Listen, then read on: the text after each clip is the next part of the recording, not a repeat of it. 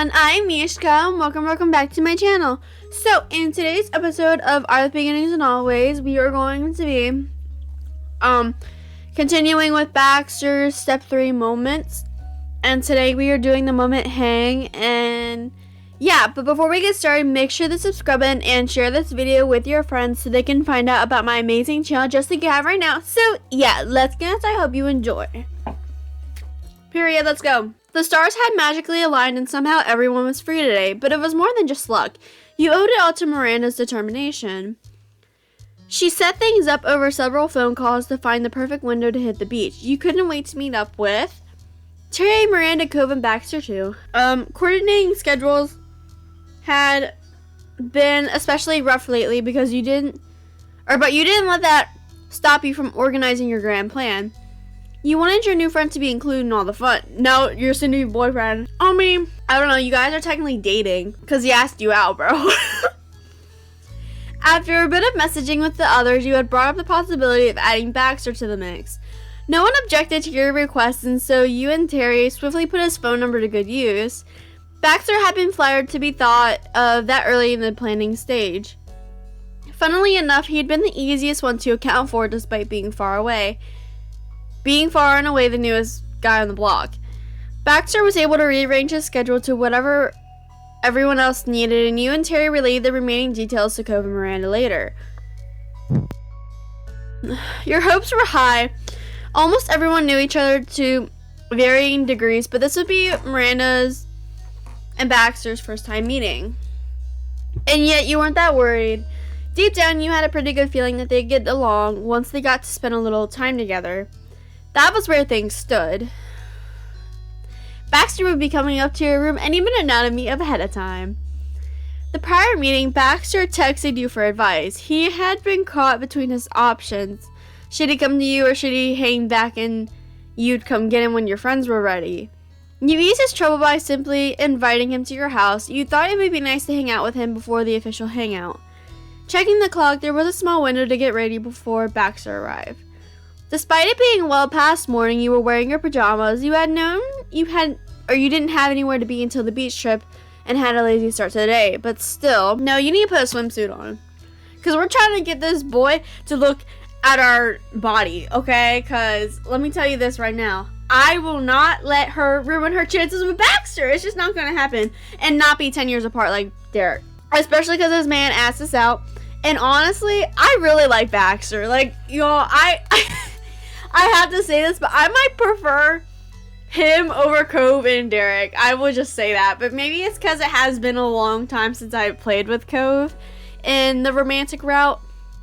Maybe it is because of that, but I really like Baxter. I don't know. I feel like he's really genuine, and his route is kind of like realistic, because this does happen to people in relationships. You knew it was clean and folded in one of your drawers. It was more of a question of which one. As you searched, you couldn't help your mind wandering. Luckily, since you were average height, you only needed to worry about finding the right size. When it came to the shape of your body, you were slender, and you had a little muscle definition. Your build was toned and firm with muscles that were there, though slight in size. Staring down at yourself, your thought of change drifted until you were lost. At birth, you were assigned female, and you had always felt sure about your gender. Being called her was right for you. As opposed to when you were younger, you had developed breasts naturally as you got older, and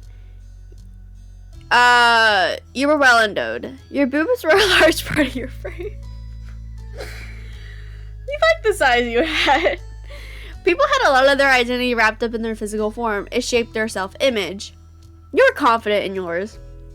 Your body was awesome. It made you feel capable and assured. That was wonderful to you. It wasn't until a steady knock fell against the door that you snapped back into the present reality. Baxter was already here and you hadn't even changed yet. Breathing deeply, you knew that you couldn't just ignore him. You pivoted towards the door and pulled yourself together. Come in. The knob wiggled and then the door glided open. Baxter cordially stepped in, catching your eye with an already developed grin. Good afternoon, Brittany. I must tell you again how touched I am by your thoughtfulness. You didn't have to open your door to me and play host even before our scheduled plans. And truthfully, I'm taking the fact that I'm allowed to be standing here as a fortunate sign. A neighbor at most would have been set aside in the living room if they were welcome into the home in the first place. Yes, well, what a greeting Heidi to. Why did I just change my voice like that, bro? Baxter nodded graciously and inched forward, letting his gaze curiously examine this new space. You notice his posture relaxing the longer he was there. I think you have a very lovely room. The shade of purple is nice. Thanks, I like it a lot too. Baxter shifted his attention back to you directly. For a split second, his gaze flickered down to your outfit and his polite exterior faltered. I have to wonder, did I perhaps arrive early? My mistake, truly? Your knee-jerk confusion at that comment quickly melted away. His discretion over your pajamas was appreciated.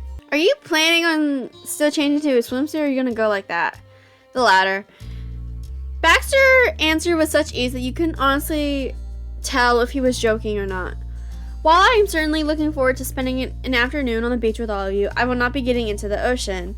There was more than a hint of innocence in his tone, and it was completely unexpected from the up-for-anything mouth of Baxter Ward. He carelessly ran his fingers through his hair and left it messier than usual. A note of his worry rose in his tone. And what if I get a sunburn? We're likely to spend multiple hours there. I'm not risking making the situation even worse by exposing my entire chest and my legs to the summer sun. By this, Baxter met his delicate pinky skin. He expressed that by holding his bare arms out towards you. You laughed. He was dead serious about this, but you couldn't stop the giggles from slipping out. In fact, that had only made them stronger than they would have been. You plastered your palm over your face, but it was nothing against the oncoming wave of laughter that nearly unfolded you in half. Baxter's head tilted, and luckily he was more tickled than insulted by your behavior.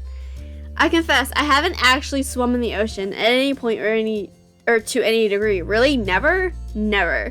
That detail was hard to wrap around your brain. Your moms had been taking you to the beach since you were a toddler. I think you ought to give it a try while you can, and it'll be okay. Just think about it. You're already spending the whole summer in a beach town. I bet you never thought that was going to happen. What's a better chance than now to add another new experience to the mix? Baxter folded his arms across his chest. Your words hung there like he thoroughly considered it. Alright, I concede. I'll at least change. And yet he remained rooted in place. Baxter was clearly in no rush to leave. Chuckling, you were delighted that Baxter wanted to hang out with you just as much as you wanted with him. Unfortunately, neither of you could afford to dawdle much longer. It was time to get ready already. Meeting his eye, you shooed him out. Arching a brow and waving a hand, the corner of his mouth crooked. I can take a hint. I'll gladly go dress myself properly for this occasion. I'll meet you outside in front of the house. Please excuse me. And on that note, Baxter sauntered out. Once the door was firmly shut, you raced around the room to get ready. You decided to wear a two-piece bikini. Hesitating by the door, you scanned the room one last time. You mentally ran through the list of things you might need later. And you took sunglasses. With that settled, you were officially ready to leave and meet back up with Baxter. Stepping onto the street, you surmised that Baxter wasn't finished as fast as you. He wasn't there, but the absence didn't mean you were alone. Cove stood outside his house with his eyes glued to his phone. He tapped out a message just before spotting you. Hey yourself. You crossed the street, returning his greeting with a cheerful wave. Have you seen Baxter? Not yet. The two of you peered at Baxter's condo, but there was no sign of him. Cove rubbed the back of his neck. Sorry about that, y'all. I just walked out and then Terry texted me. Her and Miranda should be here pretty soon. They're mostly on schedule, I hope. Cove smiled a bit amusingly. He shrugged. I believe in them. Want to check on Baxter? Nodding, Cove double-checked his phone. Satisfied with what he saw, he slid it back into the pocket of his swim trunks. Cove's fairly neutral attitude on the topic of Baxter didn't escape your notice. He tended to get uncomfortable whenever Baxter surprised or flustered him, but since things were pre-planned and for an event favorable to Cove, he didn't seem bothered. Cool, let's go. Sure. Okay. The two of you walked unhurried up the street. You hopped up onto the doorstep and rang the bell. A few seconds passed, and you shifted your weight on your feet while you waited. But Baxter didn't answer. The pause extended until things reached the point where you felt awkward hovering in front of his shut-up home. You spun towards Cove and he returned your nervous stare with a tight-lipped smile. At least you could take solace in the fact that the mild misery had company. And There were only a few options to pick from. You could either ring the doorbell again or you could send him a text. You reached for your phone, but a sudden noise through the wood made you stop. Finally, the door cracked open and Baxter peeked through. He then swung the door the rest of the way out to reveal another entry of his signature grayscale style. Baxter had unsurprisingly changed into a black and gray swimsuit. He paired the trunks with an unbuttoned white shirt, and the corners of your mouth curved in amusement to his dedication.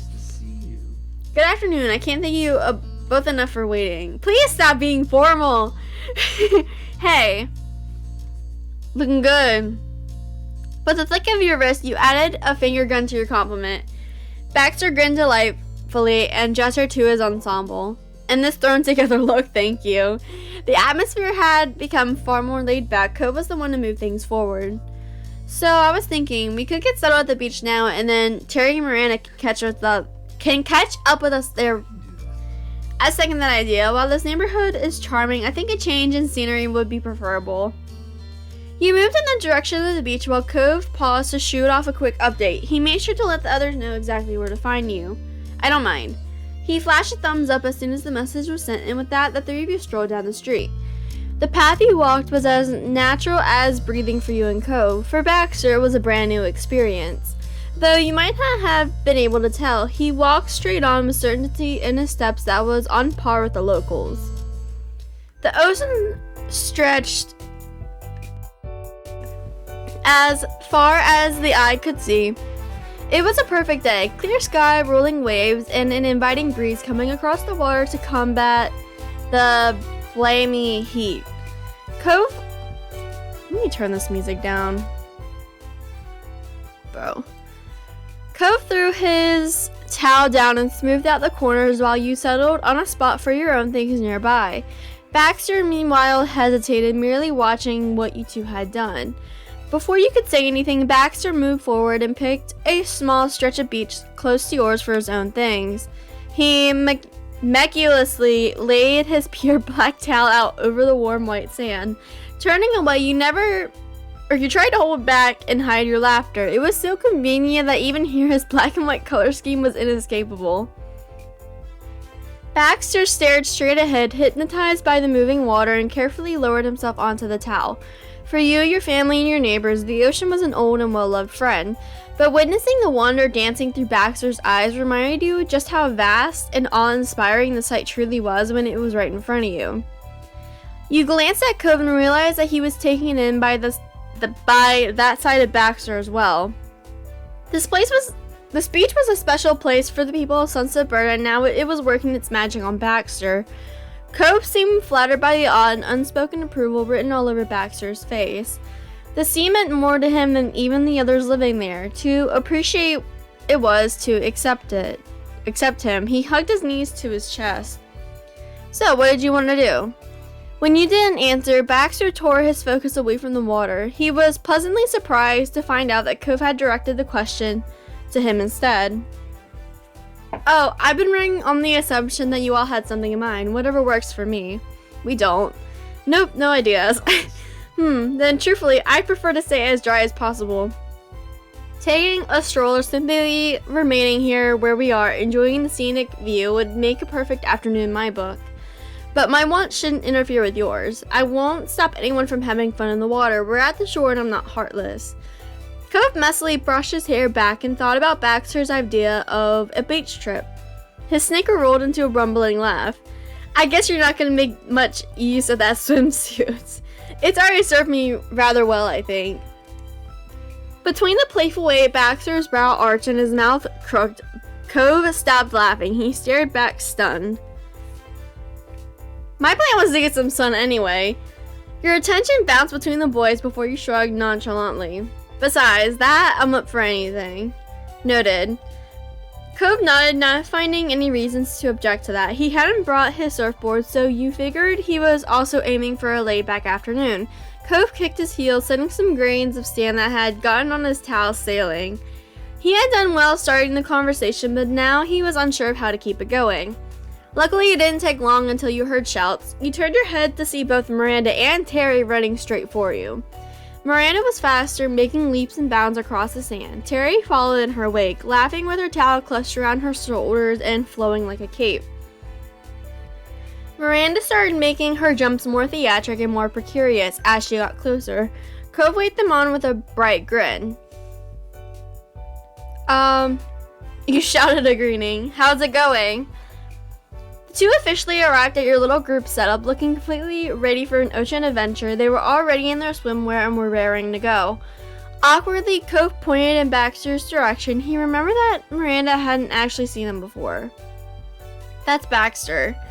The strange man's presence nearby suddenly made a lot more sense to her.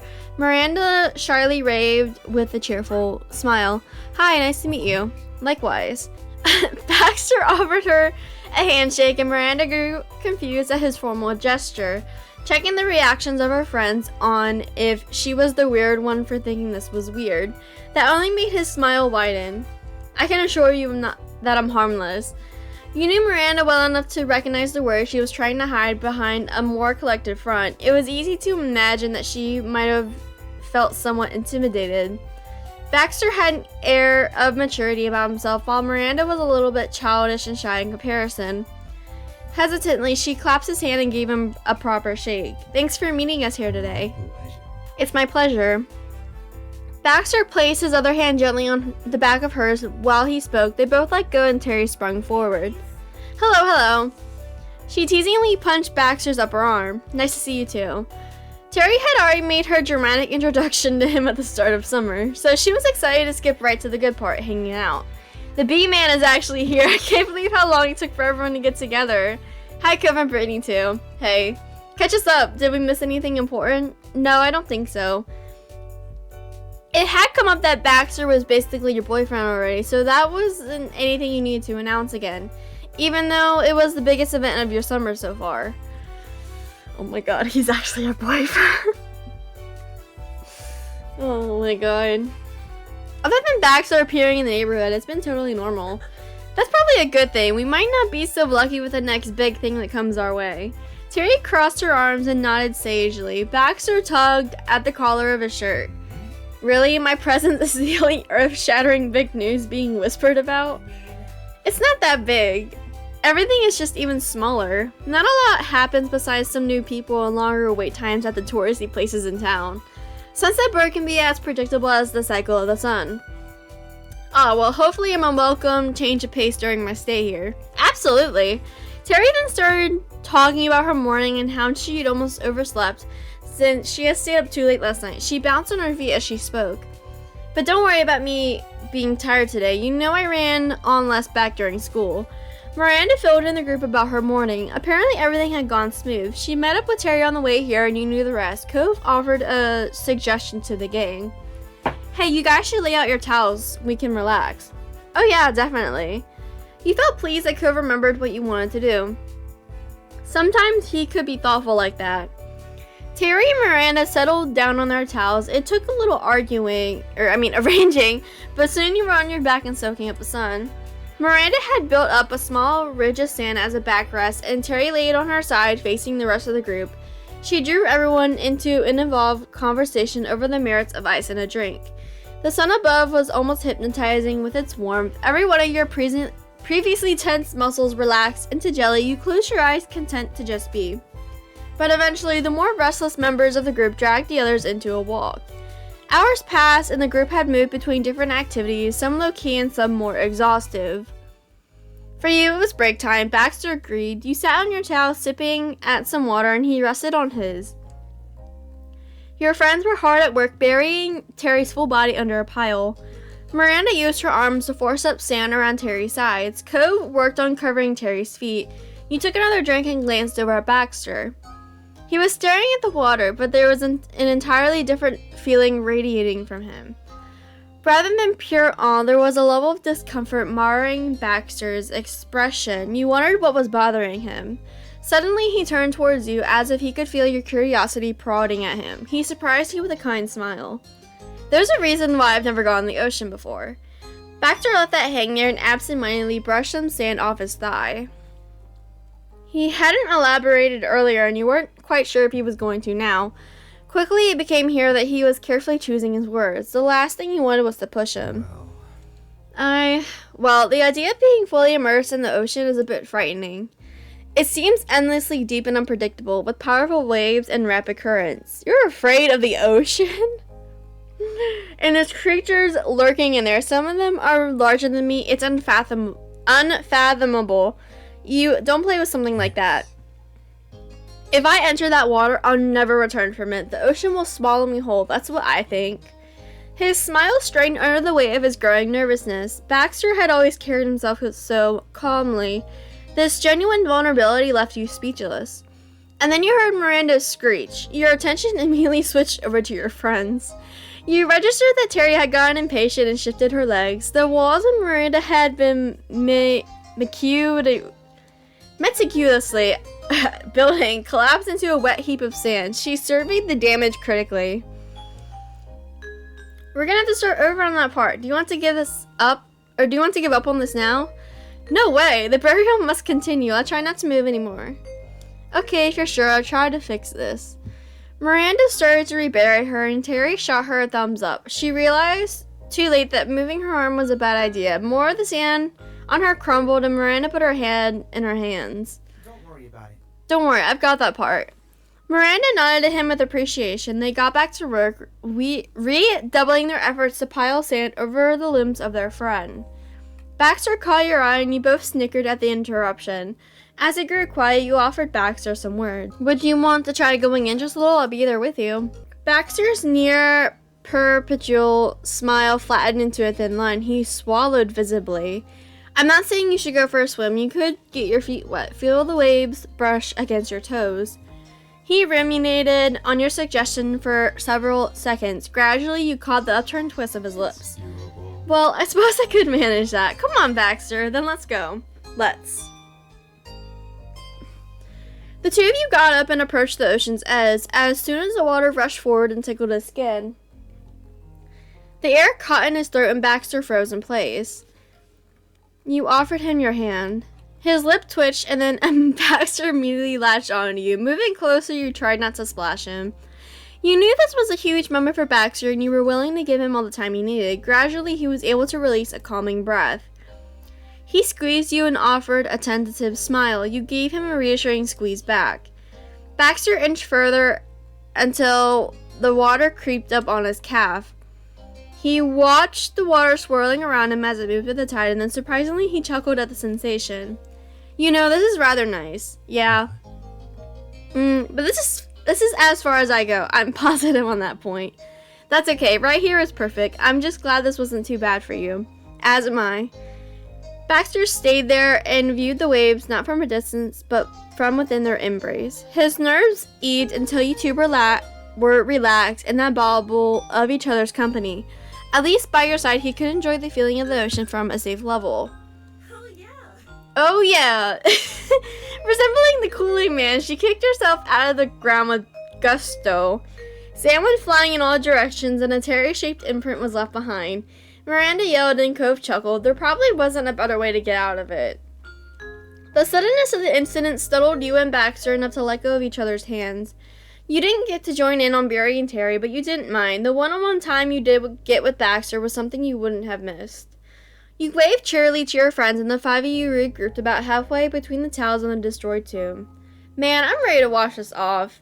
Terry looked down at herself and laughed. She tried brushing the wet, mushy sand off, but most of it stubbornly clung on. She only succeeded in moving around where it was on her. Let's finally jump in. So great. Yeah, that'd be great. The two of them eagerly turned their attention to the rest of the group for your input. Baxter folded his arms across his chest. Oh, don't worry about me. It was never my intention to swim. Please don't let that stop your fun. He echoed the same statement he made to you earlier that way. Wait, what? Wow. It's simply not my preference. Terry squinted and thoroughly scrutinized him. She wasn't satisfied with his answer. I think I get it. You're new here. You don't know what to do in the Great Wide Sea. Just hold on to my back and I'll take you out into the water with me. Well, I agree. While I greatly appreciate the gesture, I must decline. I've experienced as much of the salt water as I want to already. Are you sure? I can totally handle it. I'm a lifeguard in training. Terry, I thought you hadn't signed up yet. Shh, I will. That's what counts. Yes, thank you. Aw, but it's just so sad to leave you out. You know, me and Cove only became friends in the first place because we're beach people. You can be a beach man too, B-man. Her crestfallen gaze slid to Cove. He nodded understandingly. Surprisingly, Baxter chuckled. I understand where you're coming from, and I'm sorry for any upset I might have caused, but please trust me on this one, I'm perfectly fine. I may not be much of a seafaring man, but I have gone swimming before. Pools and lakes are no trouble to me. In fact, I would guess I've done certain water-based activities that some of you might be too nervous to try. Oh god, like what? Cove's lips pursed. He raised his chin and stared, not so much threatened by Baxter's Did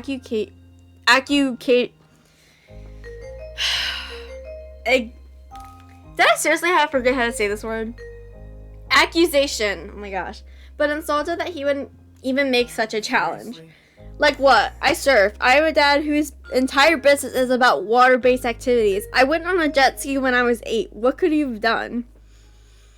Baxter straightforwardly answered the question. Skinny dipping. Skinny dipping. Cove's jaw dropped. That suggestion left him scandalized and the reddest you'd ever seen him. That doesn't count. Oh my god. So you haven't done it then. You might want to, especially since you already enjoy the water. It is rather liberating. Baxter was making an honest recommendation. You can tell it wasn't his intention to come across mocking Cove's lack of experience there. However, Cove was still completely thrown. That suggestion of Baxter's was even worse than implying he was more confident in the water than Cove. The silent beat was broken by Miranda's embarrassed attempt to stifle her giggles with the palm of her hand. Her cheeks had grown flushed, and he knew it would be a while until she was confident enough to make, or to even dare to make, to make eye contact with Baxter again.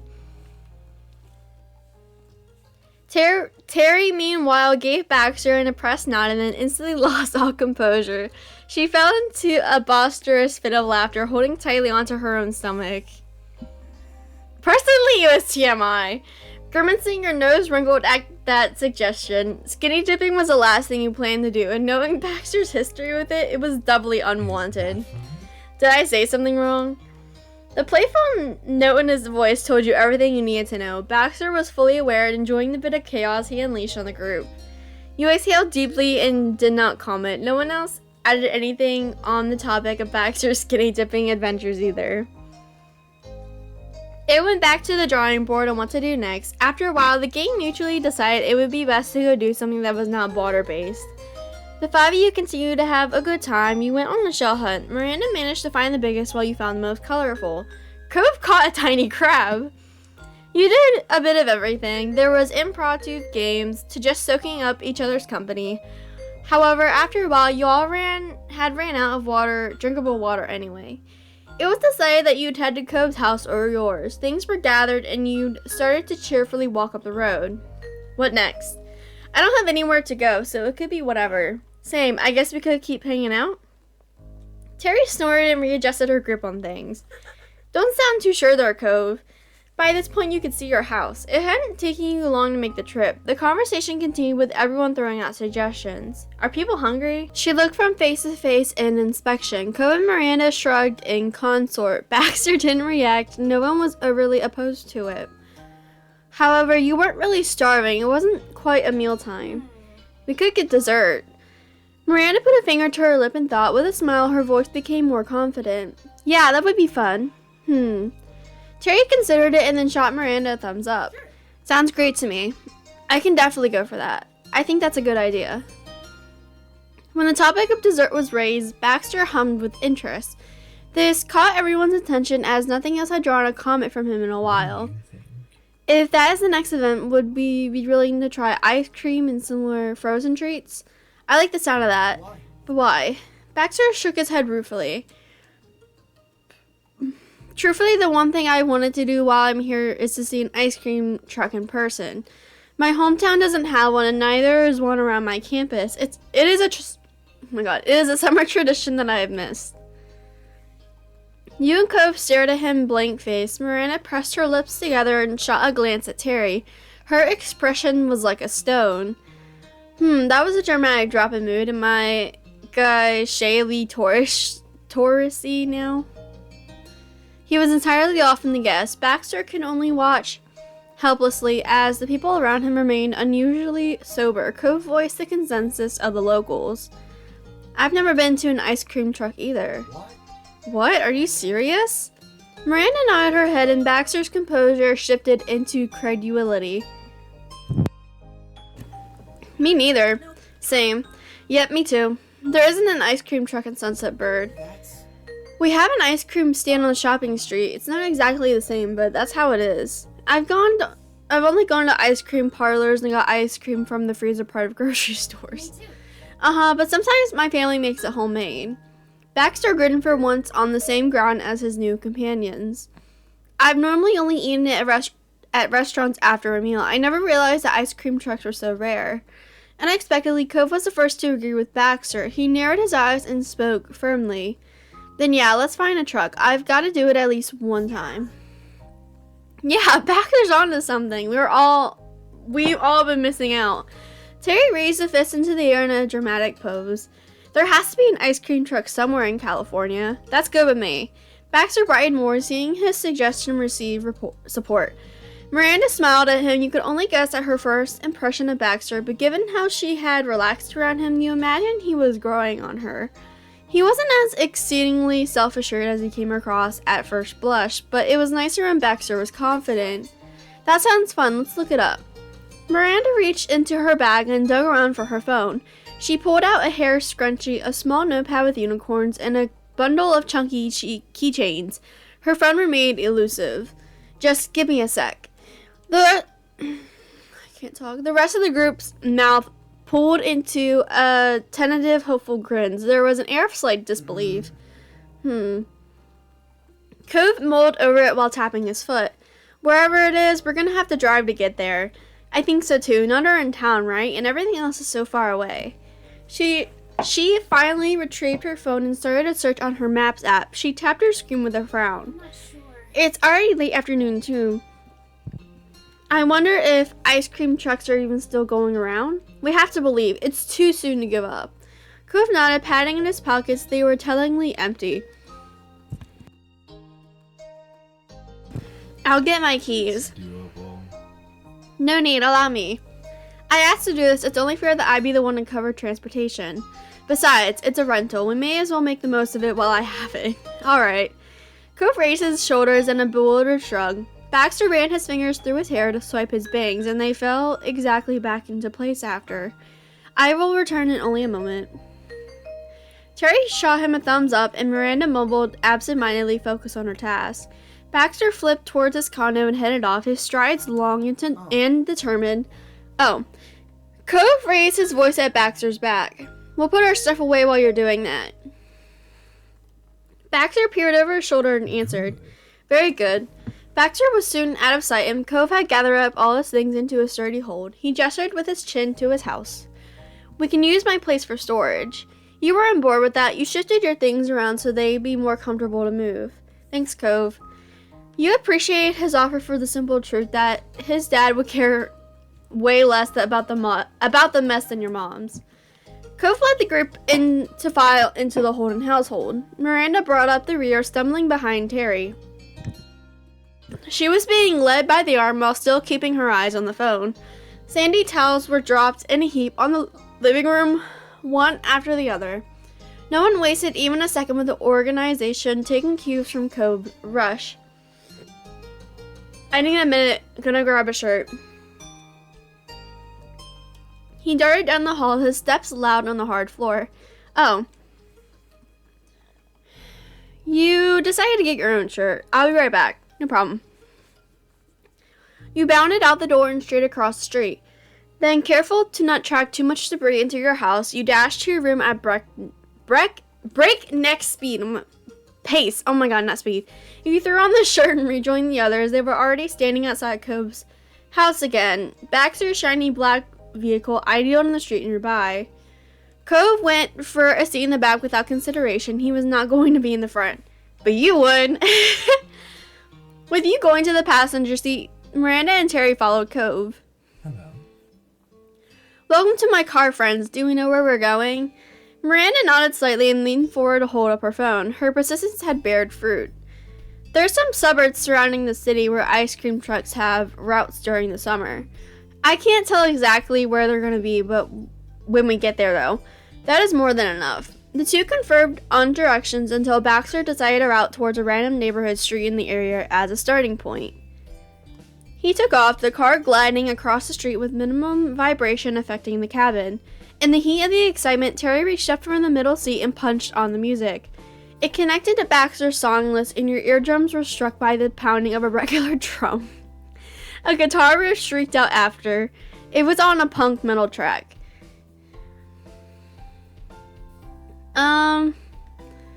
Girl, just lean in your back satisfied. This is your kind of music. Who knew it was his? It's honestly not my type of music, but oh well, I'm not complaining. As the drive continued, the music brought an almost surreal feel to the trip. The shredding guitars and shouted lyrics were a weird contrast to your goal of finding an ice cream truck. It inserted the humorous mental picture of an ice cream truck playing screaming punk metal instead of twinkling tunes to summon children for icy treats. Zipping through the length of Sunset Bird in no time, you flew past the now leaving sign. Past that, the car zoomed down the open road, while Miranda attempted to dig up more details on the elusive ice trucks. Do they have socials? Maybe someone tagged them in a pic or they're live tweeting. Why would an ice cream truck be on Twitter? And I can't even find out their hours for sure. I believe in you. Minutes added up, as did the miles. The city got closer, but the shadows closed in faster. The sun glinted from behind distant skyscrapers. Calling it late afternoon was being generous. It was evening. Unspoken tension began to form. The odds of an ice cream truck being active dropped with every passing second, but Miranda continued the search and Baxter kept driving. As planned, he turned off the highway and followed the streets into the heart of the suburbs. He rolled through neighborhoods aimlessly until, yes! Miranda beamed and shoved her phone up to the front. You found one? There's a truck that's still open and nearby. It was on Facebook. I think if we go down the route, we'll find it at some point. No way. Amazing. Yeah, who uses Facebook? People who want ice cream, let's go. Please direct me, I can't read the post. First, take a left at this next stop sign. Baxter clicked off the music to focus on Miranda's words. He also opened his window. Terry and Cove followed Baxter's lead, but Terry could get further and push her head out the window as far as the seatbelt would let her, hands cupped around her ears.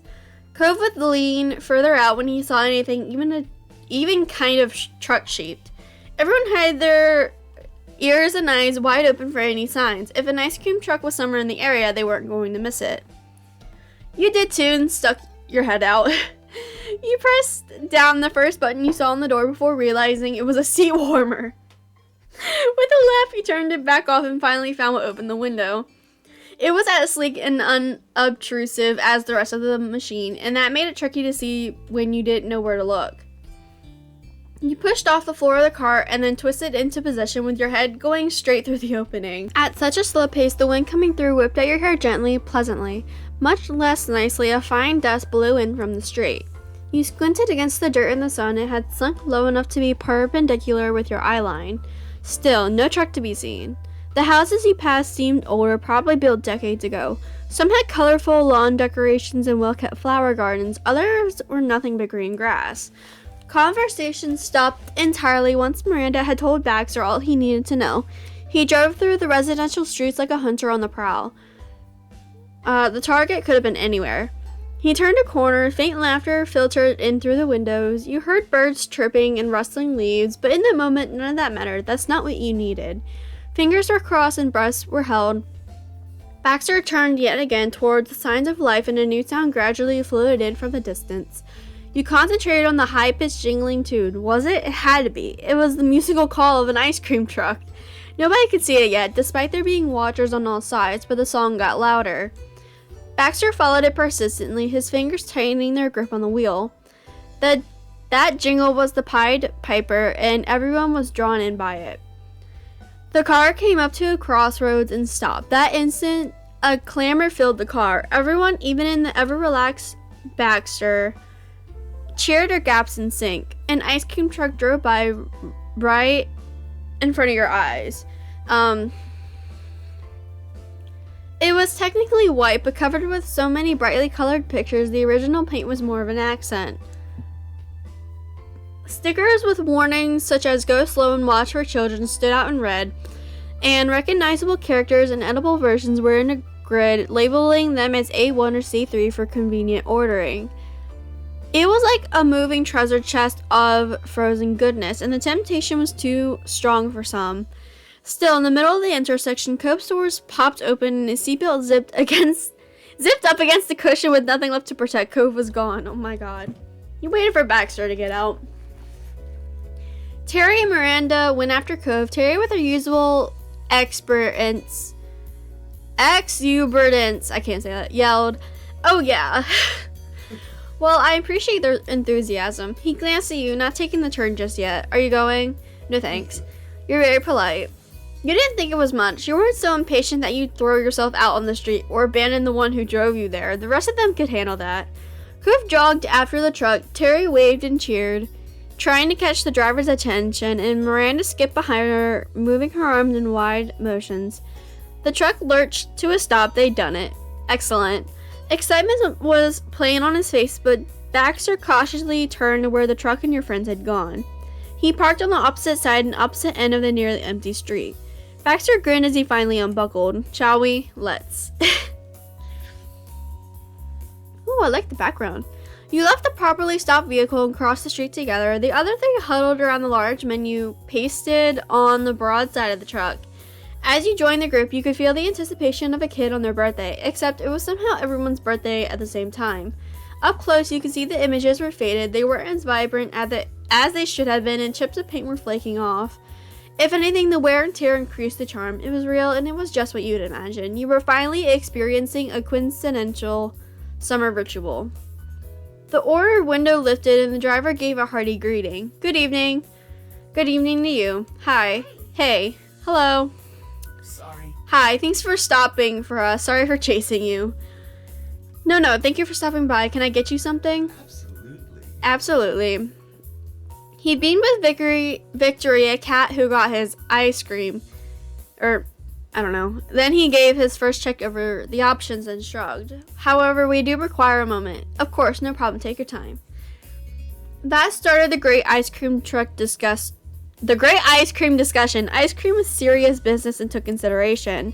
Miranda was firmly in the camp of actual ice cream options, making the valid point that you'd come for ice cream. Terry wasn't convinced, neither was Cove. Getting ice cream obviously didn't mean you had to get an ice cream. Anything from the truck counted. The debate ended with no agreed on winner. Everyone just got what they wanted. "Hi again, I'd like a coconut popsicle." Ew. "Sure, let me get that for you." She reached over into the freezer and pulled out the first of the treats. She handed it off to Cove and he passed her some cash. "I'll have one of those snow cones." "And can I have a chocolate dipped ice cream cone, please? The D4. They both received their treats paid and stepped away to clear the way. You decide to order... Ooh, I don't want a popsicle. An ice cream taco? What is that? I want a snow cone. Terry lifted her matching cone towards you and cheered. Snow cone solidarity. I can't say that. Solitary. Baxter, meanwhile, had yet to finish staring at the menu. With intense scrutiny, his eyes went over the rows of advertised for frosty desserts long after everyone already had theirs. It was getting awkward, especially for the lady in the truck who would be stuck there until he finally got around to ordering something. Terry tried to break the ice cream and cracked a joke. "Get the ice cream sundae cup." The ice cream is totally white and the chocolate sauce looks almost black. She found that to be a side splitter, but it didn't even make a dent in Baxter's reverie. The world around him was lost to the palace of his mind. Baxter? Still no reaction. A new strategy was needed. Terry stuck a hand right in front of his face, cutting him off from the pictures, taking all of his attention. He blinked, and the spell of those tantalizing treats were broken. I'm sorry. Oh, I'm sorry. Something the matter? That's what we wanted to ask you. You've been quiet for a while. Ah, yes, it happened. Baxter put a hand to his chin and popped his hip out to one side. The focus that had been so centered on the truck was now set upon the rest of you. With that pose on his already eccentric style, Baxter looked like a side character in a cartoony mystery game. One who was definitely not the criminal, but still needed to be cross-examined for important details. My problem is this. I'm unsure if I should get a dessert that's to my usual taste. If I do, I'd be certain to enjoy what comes from the ice cream truck. That would be nice. But on the other hand, this may only happen once. Perhaps it'd be more rewarding to get something new, an option that would be challenging to find in a common store, which will add more to the experience. Indulgence or novelty. I want to make the right choice. I think worrying about what? Get whatever you want, then you can try what I got too. As long as we don't get the same things, you'll be able to sample 2 different treats. Well, I can't reject such generosity. In that case, my decision is made. Yay. Success, indeed, but now you're going to have to bear with me. He said so teasingly, it was all self-directed. I promise it is not what you think. I'm being entirely honest. I'm going to get my preferred treat of this type to eat. Okay, why would we have a problem with that? That is because my favorite is an ice cream sandwich. Cove, Terry, and Miranda exploded into laughter. That's what I would have suggested, not the sundae. So great. It's the perfect black and white selection for Baxter. You laugh freely along with the others. Baxter ran his hand against his... Oh my god. Baxter ran his hand across his bangs, his smile sweeping into a grin at the same time. It was obvious he knew exactly what he was doing, far from being bothered by your laughter. It seemed like that was what he was aiming for all along. I cannot deny that I originally tried them because of the colors. It had been picked out for me because they assumed I'd appreciate having a black and white dessert, which I did. But they are the tastiest type of simple ice cream treat to me. It's simply a coincidence, or perhaps it was meant to be. If you insist, monsieur, I believe you. Go get your sandwich. Baxter approached the truck determinedly and leaned against the counter. He spoke briefly to the patient ice cream lady, then money was exchanged. In return, he got his prize. The coveted ice cream truck treat was finally in his hand. After one more thanks to your crowd, the ice cream sales lady shut the side window, then the truck slowly began to move. Your friends shouted and waved and gave grand farewells, wishing her well on her journey, bringing treats to the young and old. She beat the horn a couple times in a cheer of her own. The truck eventually disappeared beneath the skyline, and you, along with the others, ambled across and up the road towards Baxter's car with treats in hand. Miranda and Terry giggled about something you couldn't quite catch, and it became apparent the minute they exchanged cones and took a lick each. Actually, using the word lick might have been generous. Terry! A peek at Miranda's half-eaten ice cream and the vanilla and chocolate smeared all over Terry's mouth said all that needed to be said about the situation. Terry pitched forward, clutching her head, the cone nearly hurtling to the ground as she pressed her temples with both hands. Ooh. Ha! Karmatic justice. Brain freeze, huh? How tragic. She was so young. Cove wiped at the non-existent tears he didn't shed for Terry. He looked wistfully to the sky as he dropped a hand over his heart. Oh well. You elbowed him in the ribs, and he went staggering off, clutching the most grievous wound. Then Cove pinched the edge of his popsicle stick, waving it like an accusatory finger in Terry's direction before taking a bite off the top. The regret was immediate on his face. The minute he crunched down on it, he stiffened into a Cove-sicle. Luckily, both Cove and Terry made full recoveries after a minute. People can try mine too if they want. Oh, our most graceful and generous benefactor, you've given us a treat. Cove smiled as Terry bid him to join in the act. Oh, sure. A boon for houses Holden, Brook, and Eckert. How about Hobroker? Oh my god! Love it, that's our castle name. When did we get a castle? The question went without an answer. Well, I too am generous and benevolent. Oh my gosh. Randy did a mock courtesy, holding her cone out to you like it was a fancy goblet. Please do me the great honor of a taste test. It was a quick enough exchange met with Miranda's queenly approval after you had a selection of her ice cream yourself. The others continued chatting as you clocked that there was a notably absent figure from the party. It was your fifth and newest addition to the group, who also happened to be the one who drove you guys here and made the plan in the first place, Baxter. Your eyes followed the retreating backs of Miranda and Terry and then to Cove, who had already started to outpace you. The minute you relaxed, you attempted to see if Baxter had gone even further ahead. There were no signs of that monochromatic color scheme you've gotten so good at spotting. A low chuckle from behind you gave away the ghost. His tone was chill as always, but it was even more fitting considering the theme of the moment, frozen delights. Oh? I wonder what it is that you're searching for, Brittany. You felt bad not noticing that he had been quiet since you gave your well wishes and sent the truck off on its way. You imagined he would have fit himself into the conversation without much issue, but he hadn't. Instead, he hung out at the very end of the crowd, inspecting his dessert with a gravity of a man who only just faces fear of the ocean for the first time. You slowed to a stop altogether and waved on the others when they checked on you. Baxter's walk turned into a brave jog, aware that you were waiting and not wanting to keep you. It wasn't long before he came up from behind. You fell into step beside him, the two of you silent as he passed a wondering glance in your direction. Hey, when exactly did you plan on coming to try mine? That was the plan. Yes, that's right. Wonder turned to relief once you made it clear you hadn't forgotten the promise. I merely intended to wait my turn. How polite. Baxter held an open palm out, waiting for the pro-offered treat to be handed over. But when you moved closer, he didn't pick up the dessert. Instead, Baxter held your wrist, keeping the snow cone steady, and leaned in to try it from you directly. His fingers were long and delicate, and they were cold. Thank you. He noticed your reaction and grinned deviously as he retreated to a respectable distance again. Even though he let go, it still felt tingly where his touch had been. Ah! Would you care to try mine? It is delicious. Yes, please. It was messy to snag a bite when the cookie part of the sandwich crumbled to dust after your teeth made contact. The ice cream nearly dropped as you fought to get it both in your mouth. Baxter broke out in easy laughter. He revealed a stack of napkins from his pocket. He offered you a couple for your troubles and returned the rest. You know, you're the only one sensible enough to take in napkins. Accepting the paper wipe, you scrubbed the sticky residue off of your face. I'm wearing white, Brittany. Of course I would. It's more like half white. The other is half black. And that still doesn't mean you need 200 napkins. That's true. Perhaps I had more than enough because I thought you might need them. Uh-huh. Then what's that there? You pointed right at his face. There were traces of dessert in the corners of his mouth.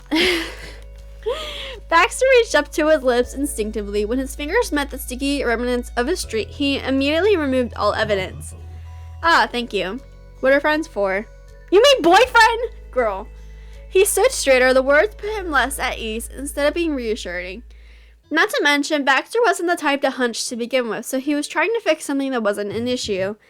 I suppose they're exactly for times like this. Thank you. Hey, buddies. Hey, buddies. Terry waved her snow cone on high as she called out to the both of you. When did the others get to the car? All right, we're coming. You called to her before you and Baxter took off up the street. Terry pointed her partially melted snow cone towards Baxter as soon as he came close enough. I wanted to try yours too. Mine's a little slushy now, but that's half the appeal. She hadn't caught the fact he'd already tried a snow cone, yours. Or she might have been hoping he'd oblige her trade offer anyway if she asked with enough confidence. He gave his ice cream sandwich to Terry, taking the paper cone in exchange. And for reference, what is the other half? Turns your tongue blue. Really? Didn't you get a cherry? Yep. Are you sure you didn't get the wrong one? I'm not sure about anything in this life, bro. After they each got a chance to try the other's desserts, Baxter and Terry swapped again. Then Baxter leaned against his car hood while everyone else happily situated themselves around the area. Randy and Terry took seats on the sidewalk curb, apparently heated, debating the possibility of blue cherry being a real flavor. Terry had a fair argument considering raspberries weren't blue, and yet blue raspberry did exist for some reason. Cove hovered nearby, couching himself on the summer-warmed asphalt. He stretched and strained, trying to lick a stream of melted coconut popsicle running down his arm. You remember you can't lick your elbow, right? You never could. Ignoring your well-intentioned warning, he pressed on, his face squashed against his forearm, tongue angling to try anyway. I can do it. It's personal now. The limits of the human body were a pain, but it was still pretty funny to watch him try to fight against it. With the absence of the ice cream truck's music and the thrill that came with that, the street seemed entirely different. Houses quietly lined the street, and you now heard the rush of the wind. Branches swayed overhead in the breeze and leaves rustled. It didn't carry the comforting smell of sea salt. So here we are. Terry hurriedly licked the side of her snow cone. She leaned on her fist, the arm propped up on a raised knee. Her tongue was extremely blue now. Far away from where we belong and who knows where, camped out in front of some random suburban person's house. Miranda tilted her head back to look up at the mailbox mounted to the concrete. Rocking to one side, she craned her head to get a read of what number was on the side of it. Thank you to the fine people of 231, whatever the street is. Thanks. Sure, thanks people of 231 whatever street. Right, and thanks for driving us all the way out here, Bax. Can I call you Bax? Before he could answer, Terry sucked in a bit of air and waved it off. No, that's not right. I'll work on it. Baxter chuckled, taking another bite of his sandwich. There's no need to thank me. It was exactly what I had wanted to do. It was nice to just enjoy the moment. Well, that was a suitable new feather in my cap for summer traditions. Yeah. For sure. The sky grew pinker and yellower, and you knew the day was soon going to come to a close. Somehow it felt wrong. It had gone too fast to be over. Though summer never seemed long enough those days. As you were about to voice that thought, you heard the dim sound of something gurgling that immediately replaced the words that came out. Hey, did you guys hear that? I did. Yeah, what was it? Neither of the boys replied to the question except for the shakes of the head and shrugs in the negative. There was no time for a follow-up question because the answer came in the form of a shh. Water bubbled and shot up in graceful arcs all around. Droplets splattered onto paved driveways and were coming from the sidewalk next. Sprinklers! Randy made a break for it, dashing into the street with the speed of an Olympian sprinter. Randy, wait up! Terry leapt onto her feet. Her shoes hit the concrete with wet slaps while Baxter wordlessly searched for cover himself from the surprise spray, meandering away without any urgency. Baxter even had time to finish the last bit of his ice cream sandwich.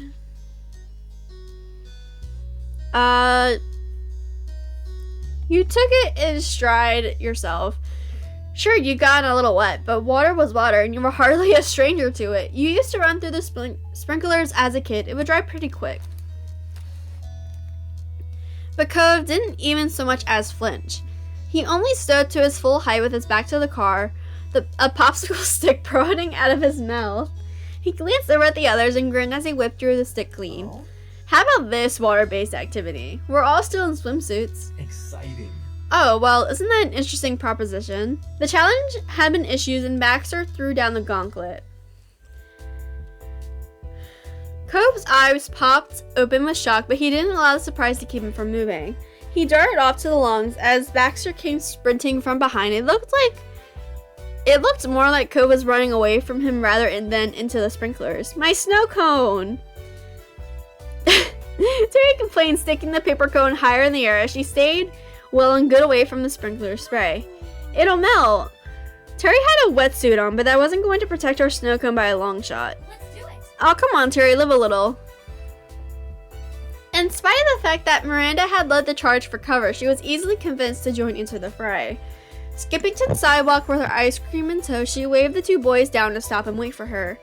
Terry settled up to her side, clutching her honestly already melted dessert.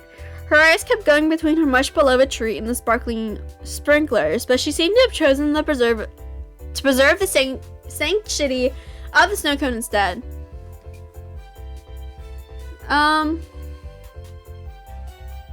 Forget everyone else. Those sprinklers were yours. There was no need for a preamble or introduction. Kicking off your shoes, you ran straight into the sprinklers to catch up with the others, roaring with enthusiasm as the water sprayed overhead. The temperature of the water was bracing. The odds had been good that it'd be cold, but that was almost on the next level. Did suburbs put ice in their pipes? Still, you weren't about to regret the decision now. He took Baxter's hand and ran through the sprinklers.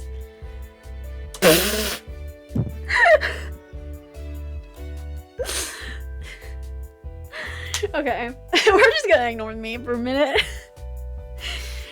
Rushing up to Baxter's side, you bumped your shoulder into his and sneakily took his hand in yours. He pushed his hair back with his free one. The black and white strands blended. He hadn't gotten nearly that wet when you were at the beach. Ironic, considering that was the whole ocean. This was some poor person's lung you were trampling on. Oh, how about a dance? What? In reply, you smiled and lifted your hands. He twirled into you, curling your arm around him. Wonderful. Baxter spun himself out and you made your way through the sprinklers, trading twirls and stopping to spin together. You were all fancy-footed and careful until suddenly you heard Randy cry out in surprise. She was covering her mouth and held what remained of her crumbling sugar cone. Oh. The ice cream had fallen abandoned to the grass. It was one thing to have damp ice cream, but it was another if it fell to the ground altogether. Everyone stopped except for the sprinklers on their back and forth pass and Terry Brooke. Terry breached the wall of water, sliding across the grass until she could get a leg up. On one knee, she lifted her snow cone offering as if it were the finest bouquet of roses. Brandy, will you do me the great honor? Oh. Miranda lit up brighter than any star, giggling as she wiped the last streaks of ice cream from her fingers.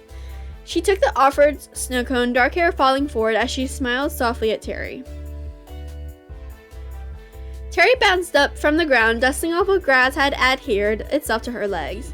You know, it was just ice cream. I would have survived. Terry was aghast, her hand at her clavicle before she could reach out for the snow cone. Alright, I'm taking it back then. Nope, you already gave it to me. Cove's eyes met yours as you turned in the direction of the boys and he smiled, shrugging as if to say that he didn't know what to do either. The two were already invested in a new game of keep away until Cove stole it right out of their hands, only to be immediately dogpiled by both. Ah! He turned to search for Baxter to see if he was going to join the fray, but he was distracted. His attention was squarely fixed on Miranda and Terry, watching as they argued about whose snow cone it was and if Cove had really had a stake in the matter. I see. He hummed, stroking his chin with consideration before her brown eyes met yours and the thoughtful expression gave way to a lax smile. He chuckled, gesturing to them as he gave you a look to ask if this was typical, an answer to which you readily provided a big thumbs up. Hey, nice job. Randy, anything. Terry beamed in reply, elbowing Cove in the ribs before the sudden hiss of another sprinkler rising from its earthly tone reminded her where they were. Randy shotgunned the rest of Terry's snow cone and a champion was born.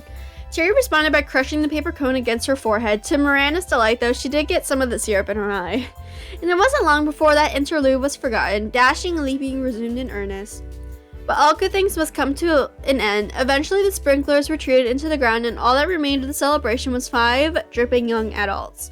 Boo! I was just getting started. It should have gone longer. Honestly, I think it went on for really long for being a bunch of sprinklers.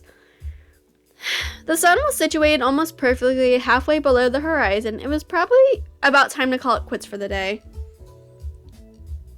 Actually, you were really sure to call it when another breeze swept by and caught on the now soaked and very cold fabric of her clothes.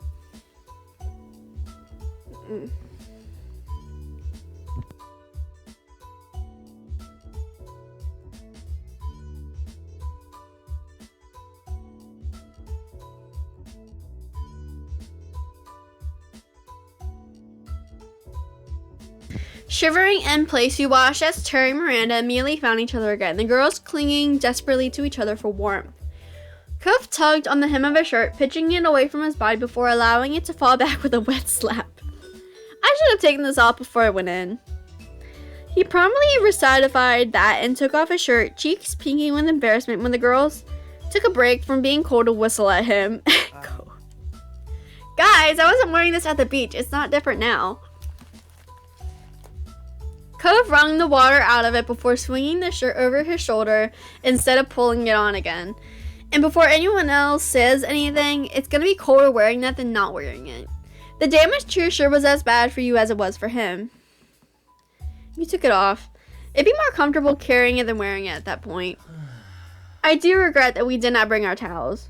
He ambled into the road to pick up his abandoned shirt. Baxter then returned to his car side as did the entire gang. I must confess, I don't find it as nearly cold as you all seem to. Would any of you care to use this? His eyes met yours as Baxter offered his shirt up by its collar.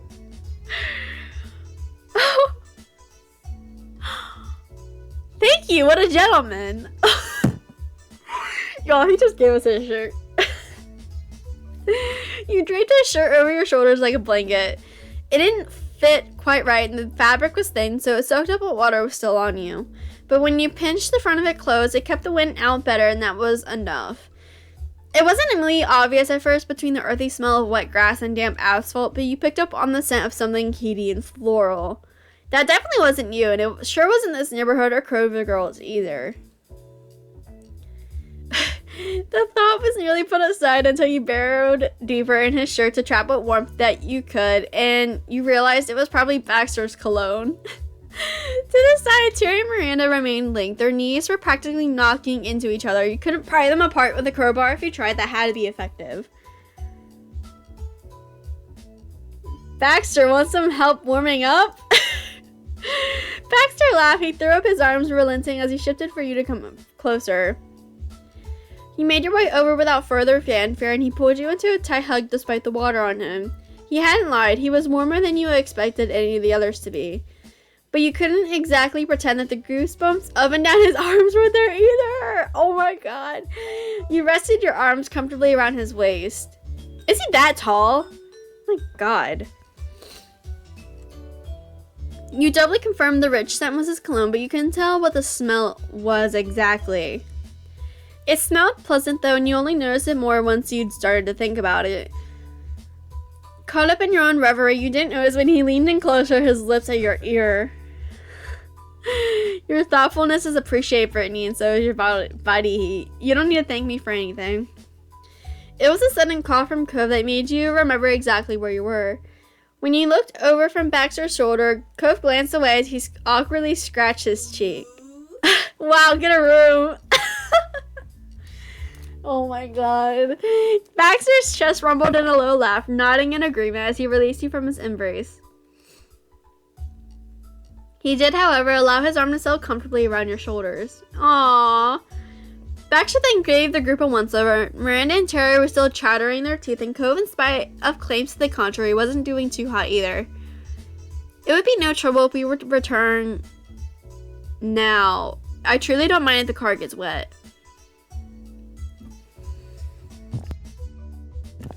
Randy and Terry vehemently and loudly disagreed with the suggestion. It's a rental. They'll probably charge you if we track all this water in. Not exactly. We can at least wait until we're not dripping everywhere anymore, right? Even if we're not all the way dry. He glanced at the car, then to the others. Baxter already started reaching for the door handle when they disagreed. He allowed his hand to fall to his side. I suppose it would be tragic to ruin leather upholstery. Thank you. It is kind of you to be so considerate. I am certain my acquaintance will appreciate it. Terry mouthed acquaintance to Miranda, then over to you, only to be met with equally confused shrugs from you both. Cove shook his head until water started flying from his hair. It splattered against the side of the car, already wet from the sprinklers earlier. Hey, Cove! If it's fine with Baxter, then we can stay a little longer. Absolutely. Staying longer didn't mean staying still, though. You and the others walked down the sidewalk, sandals and shoes squelching with the residential wetness as you made your way throughout the neighborhood. The neighborhood, but not your neighborhood. It's weird that it doesn't smell like the ocean. Cove's nose crinkled as your head perked up. He smiled as if to confirm you two had been on the same page the minute he even mentioned it. I find the scent of lawn clippings rather relaxing, personally. Huh, okay. Your band of 5 continued to meander past a street sign, and Terry narrowly managed to avoid her shoe stuck in a gap in the concrete. You know something? I know a lot of some things. Miranda offered cheekily, grinning from ear to ear as she looked in your direction. Good work, Randy, but I don't know how we got from the beach to here. The very important quest for ice cream, remember? She swatted Baxter in the side with her free arm. He rubbed at the place and you wondered if it actually hurt him or if it was for the dramatics. Hey, you can add sprinkler running to your list of summer-based summer activities. And since we're talking about your past water exploits, Cove already tensed up before Terry even asked her question. How'd you end up skinny dipping anyways?